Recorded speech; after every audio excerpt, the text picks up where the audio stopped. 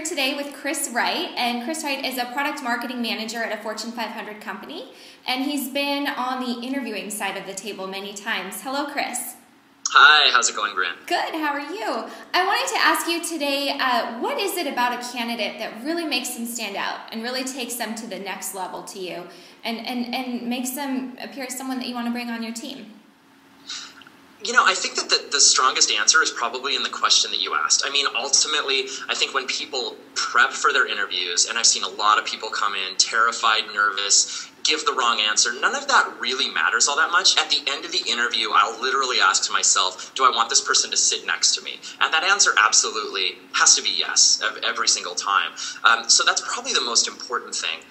Now, there are a lot of kind of mistakes and subtleties and nuances, and people get really hung up on the right answer, and did I give the right answer, as if it's, you know, a mathematical problem, and there's this correct solution to any question that will grant you the job, and I don't think it works that way, and I haven't really met many interviewers where it does.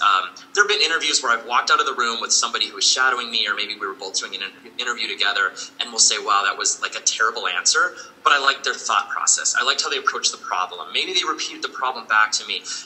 Maybe they explored an avenue that I knew would fail, but they explored it in the right way, and I saw some semblance of thought process. I mean, essentially, you're just looking for that spark. You're looking for some passion for the job, flexibility, and really just somebody that you want to sit down, you want to problem solve with, because you're going to be spending a lot of time with this person.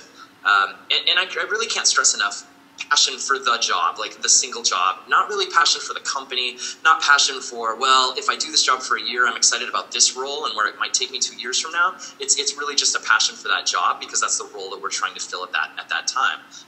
But I think that your answer is in the question. It's really, if at the end of the interview you think this person enjoyed me and enjoyed my responses enough to where they would sit next to me in an office, then I think that you've done your job as a candidate.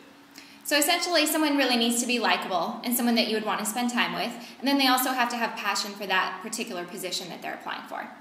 Absolutely. And I mean, yes, it's very important to have that, you know, analytical mind if the job is analytical. There are certain qualifications that any job is going to need, but I wouldn't underestimate the importance of charisma and just of being, you know, very kind of honest with your answers, and people will want to work with you. You're really looking at somebody who, there's no way that you as a candidate interviewing for a job can possibly know how to do the job, you know, to its full potential. You're going to join the team, you're going to learn, and that's what we're looking for. You know, you're looking for somebody that's going to learn quickly, who's going to be easy to learn from. A lot of times I'll ask somebody to tell me about a mistake that they've made. Any real life example they give, I'll say, well, what would you have done if this had failed?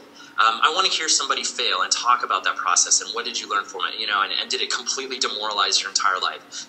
So, you know, essentially, I think that's about it. And you'll put yourself in that good position where the person at the end kind of looks at you and says, yeah, I have a really good feeling walking away from this discussion.